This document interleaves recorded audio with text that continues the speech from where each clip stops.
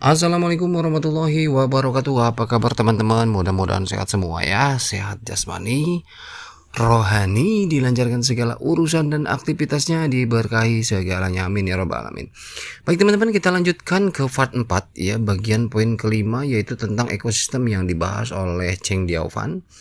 Dimana untuk masalah hukum kemarin sudah disinggung di poin 4 ya. Saat ini poin 5 tentang ekosistem utilitas. Karena kenapa? Karena ada komunitas yang menyampaikan katanya hanya game, utilitasnya hanya game. Saya mendengar kritiknya, kata Cheng Deovan begitu. Kemudian orang tersebut mengatakan kami menunggu 6 tahun dan Anda memberikan kami game sederhana gitu. Ada orang mengatakan kayak gitu ke core team gitu ya. Nah, sekarang Cheng Daopan menanggapi, saya memahami katanya ya, kesenjangan antara harapan dan kenyataan. Anda menginginkan Amazon atau PayPal itu segera gitu kan berikutnya. Jadi mungkin Cheng Daopan bilang bahwa ya banyak komunitas yang menginginkan Amazon dan PayPal. Tapi sebagai seorang ilmuwan, kata Cheng Deovan, sebagai seorang ilmuwan sosial, izinkan saya memberitahu Anda, sebuah ekosistem tumbuh seperti hutan, benar ya? Jadi alami, kalau hutan itu kan alami, organik. Ekosistem itu tumbuh seperti hutan, bukan dibangun seperti gedung pencakar langit. Kami memilih untuk mendorong utilitas game pada bulan November karena game adalah jalur tercepat untuk membangun kecepatan token dan kebiasaan pengguna. Ya memang betul. Semua developer, makanya banyak kan developer ke game.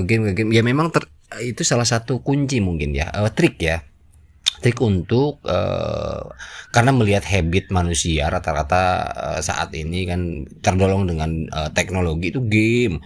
Teman-teman mungkin di YouTube ya Roblox lah apalah segala macam itu game, bener-bener game. Roblox kan game terdesentralisasi ya.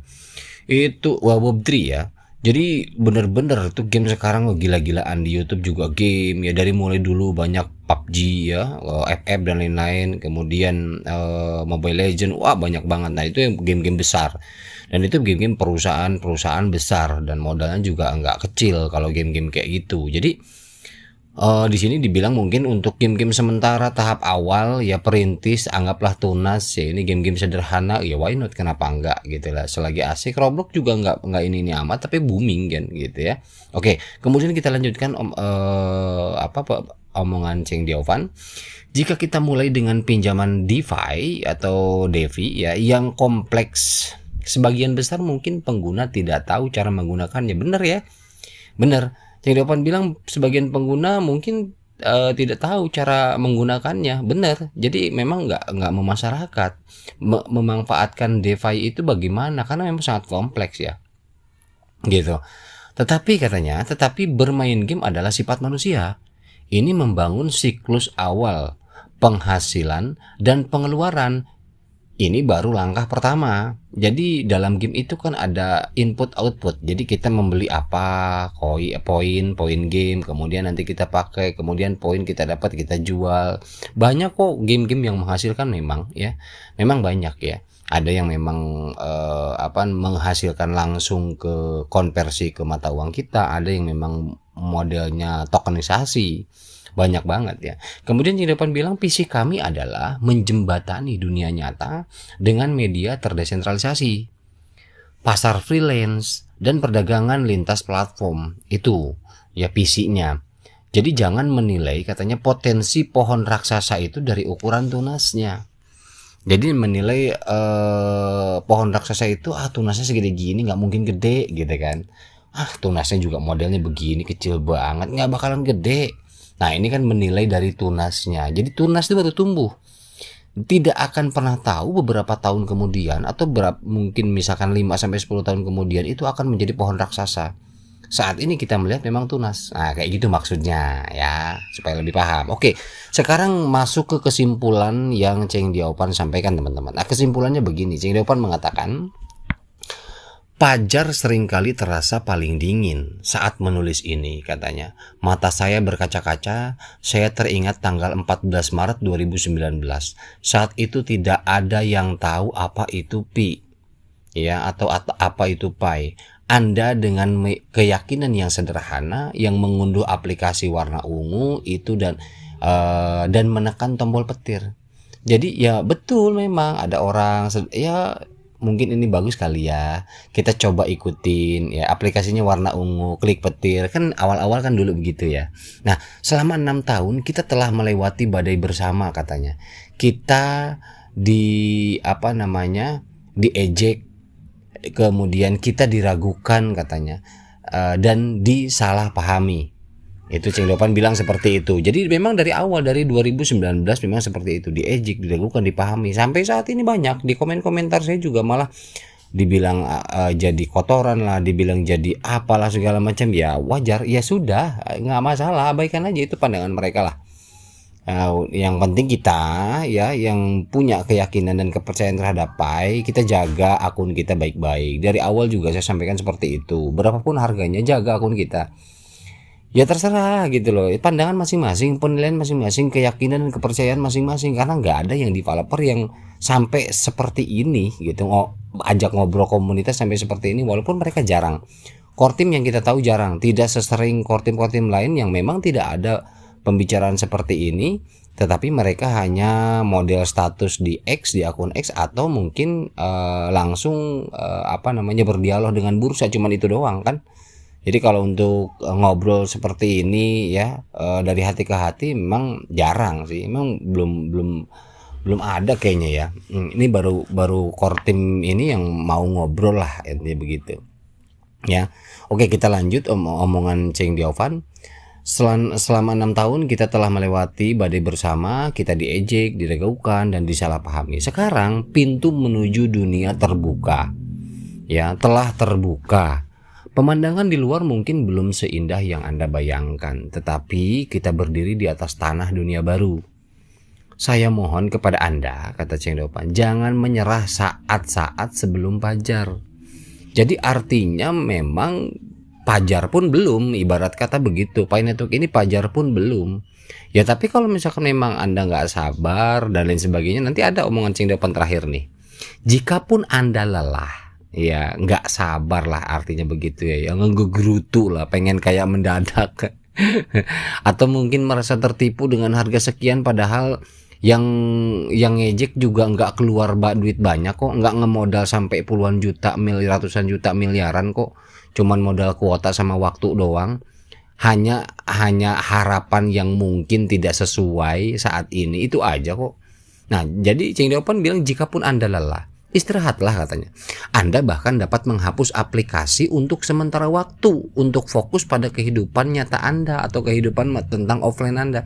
Jadi artinya Ceng Diopan pun bilang, ya udah kalau capek istirahat aja, hapus saja, fokus yang lain dulu, nggak masalah. Katanya Diopan kan begitu intinya. Jadi daripada omon-omon ngejelek-jelekin, bikin dosa sendiri, ngapain gitu loh. Nggak usah banyak komentar yang yang bahkan mempengaruhi orang lain untuk berpikir negatif, ya kan dosa juga, dosa diri sendiri juga, ini ke orang lain juga sama kan. Nah kemudian Ceng Diopan bilang, tapi ingat katanya, jaga baik-baik frase dan password Anda, karena saya percaya suatu hari nanti ketika Anda kembali, Pi akan memberikan kejutan besar untuk Anda. Nah ini janji Ceng Diopan.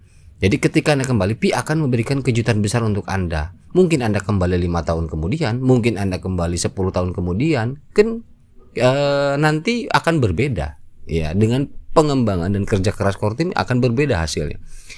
Kemudian Ceng Diopan mengatakan kepada mereka yang marah, yang kesal, dan lain-lain, cobalah melihat kami dari sudut pandang yang berbeda. Kami adalah sekelompok kutu buku idealis. Mungkin kami buruk dalam pemasaran, mungkin kami lambat, bahkan canggung. Nah maksudnya bahkan canggung ini mungkin maksudnya adalah karena memang jarang ngobrol, jarang apa segala macam ya. Jadi jarang kayak orang lain kan, developer lain tuh update status di di Telegram, update status core timnya itu, update status di X ya. Jadi mereka punya tim sendiri tuh yang buat update status terus-terusan ya. Jadi di sini bahasanya Ceng Diopan mungkin bahkan canggung katanya. Kemudian dia mengatakan, tapi niat awal kami tidak pernah berubah, yaitu untuk memungkinkan setiap orang biasa, ya orang biasa nih, bukan orang kapitalis, memungkinkan setiap orang biasa untuk menangkap nilai revolusi mata uang kripto. Jadi bukan hanya orang-orang ahli kripto saja, tetapi orang-orang biasa menangkap revolusi mata uang kripto.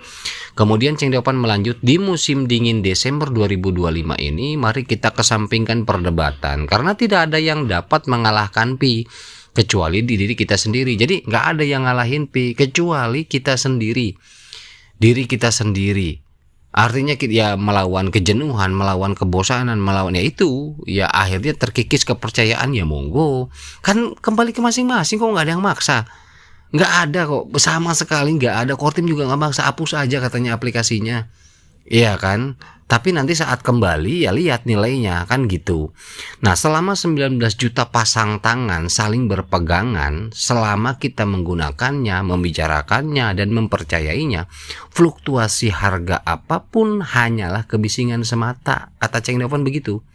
Jadi selama 19 juta nih terus aktif ya, ngobrolin, menggunain Pi dan lain sebagainya, membicarakan, mempercayai. Jadi fluktuasi harga apapun hanya kebisingan semata. Wow, ngeri nih. Nah, kemudian terakhir Cheng Deopan mengatakan dari Stanford, ya mulai startnya nih dari Stanford nih, lahir kan Pi Network dari Stanford University. Dari Stanford, kemanapun Anda berada, terima kasih atas toleransi, kritik, dan ketekunan Anda. Jalannya panjang kata dia, tapi kita akan sampai di sana, keluarga Anda selamanya. Artinya bersama keluarga sampai pada titik suatu saat nanti. Nah, itu yang artinya kita perjalanannya masih panjang, teman-teman. Ya, jadi saya juga memahami Pi Network ini nggak salah-salah amat kok. Artinya nggak, ya maksudnya emang nggak salah-salah amat. Dari awal juga saya sampaikan bahwa project ini besar, project ini panjang banget, dan project ini nggak cukup kayaknya, agak-agak bukan miss ya, kurang gitu, kurang yakin kalau memang ketika open mainnet dari mulai enclose mainnet kemudian open mainnet itu langsung harga beledak, itu kayaknya gimana gitu dulu itu kan, waktu gembar-gembor GCP segala macam, karena memang melawan hukum, melawan aturan, itu nggak bisa kalau market seperti itu kan, nggak bisa ditentukan juga gitu. Nah, ini makanya Cheng Deopan menanggapi semua itu ya. Kemudian terakhir Cheng Deopan bilang, terima kasih kepada semua orang yang masih mendukung dan percaya kepada kami. Thank you, dia bilang ya, tanda tangan Cheng Deopan. Oke, gitu teman-teman ya. Jadi saya pikir jelas teman-teman, itu aja yang dapat saya sampaikan kali ini. Intinya kalau saya pribadi akan tetap menjaga akun saya, klik petir dan standby, toh nggak capek, toh nggak ganggu, toh nggak makan waktu, toh nggak ribet, toh nggak bikin lelah, toh nggak nguras energi, nggak nguras dompet dan lain sebagainya, toh hanya cuman kuota. Dan tapi kalau memang itu pun disepelekan buat Anda, ya silahkan, kan gampang kok, tinggal buang, hapus, lupakan Pi, jangan bicarakan Pi, selesai, pergi dan lakukan yang lain. Ya cukup seperti itu saja, simpel, daripada kita mencemooh, mengejek dan sebagainya, itu malah membuat nilai-nilai negatif terhadap diri sendiri dan membuat dosa diri sendiri. Yang ngapain kan gitu ya, simpel aja, simpel, dibuat simpel, nggak usah dibikin rumit ya. Artinya kita di sini Cheng Deopan memberikan sinyal harapan bahwa ya cobalah kalau memang teman-teman sebagai pemain kripto berkaca kita terhadap perkembangan dan progres daripada Bitcoin, sejarah Bitcoin seperti apa, sejarah Ethereum seperti apa, sejarah kripto-kripto besar lain seperti apa. Tidak ada yang lahir hanya ukuran cuman 1-2 tahun langsung meledak. Itu hanya meme coin yang nantinya akan nyungsep, hilang begitu saja.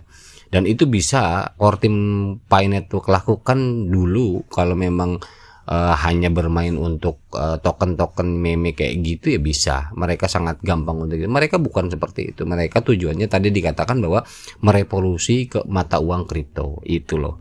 Intinya begitu. Makanya kan saya pernah membuat video tentang domain, sampai ke tingkat domain ya, kemudian server, kemudian hosting dan lain sebagainya. Karena mereka cakupannya bukan hanya semata hanya di tokenisasi saja, tetapi ruang lingkupnya adalah ke internet global. Ini yang saya bilang ya wajar, mereka benar-benar saya pikir ini proyek raksasa ya project itu aja sih. Tapi lagi-lagi kembali kepada Anda semua ya, teman-teman semua, silakan aja nilai ya, ambil keputusan, suka atau tidak suka kembali ke masing-masing. Nggak usah jelek-jelekin orang, nggak usah cemooh orang, itu aja. Buat apa? Nggak ada guna kok. Yang malah menilai memberikan nilai kepada diri sendiri menjadi negatif, itu aja. Oke, terima kasih teman-teman ya. Di sini saya juga tidak ada, hanya sharing, bukan menjadi influencer daripada Pi Network. Saya juga tidak dibayar dengan Pi Network, tetapi kita belajar memahami bahwa mana project yang ada track lurusnya, mana project yang saya kan, kalau project yang sekiranya memang ini mah nggak pernah mau bahas panjang lebar. Saya juga ini channel ini kan membahas tentang Pi Network itu tidak terasa semenjak lahir sudah 5 tahun ya, sudah 5 tahun saya bahas tentang Pi Network di channel saya ini, karena memang saya melihat project ini nggak main-main, itu aja. Ya misalkan nih model kita umur berapa saat ini, anggaplah di masa tua kita umur sekian, itu kalau misalkan kita memang punya celengan Pi ini kan, nanti ketika ada hasil luar biasa, tidak pun kita menikmati saat ini secara cepat, anak cucu kita menikmati itu luar biasa. Ada sejarah histori yang kita tinggalkan buat anak cucu kita, ini luar biasa ya. Oke, itu aja teman-teman, mudah-mudahan informasi ini bermanfaat. Mohon maaf bila ada salah kata. Next, setelah video ini saya mungkin akan coba berikan video original bahasa Inggris, karena sebelumnya kan saya sudah upload bahasa Cina ya. Banyak yang komentar teman-teman, wadah bahasa planet ini keluar nggak ngerti gitu kan. Nah ini bahasa planet yang kedua nih, bahasa Inggris ya, barangkali bisa di-translate teman-teman. Kalau misalkan nggak yakin apa yang saya sampaikan, pemahamannya bisa pahami sendiri dengan apa yang disampaikan Cheng Daofan gitu teman-teman. Jadi nanti saya akan upload untuk versi bahasa Inggrisnya, karena bahasa Cinanya sudah, dan ini adalah penjelasan tambahan dari saya pribadi dengan bahasa Indonesia gitu ya. Oke, terima kasih teman-teman. Wabillahi taufiq wal hidayah. Assalamualaikum warahmatullahi wabarakatuh.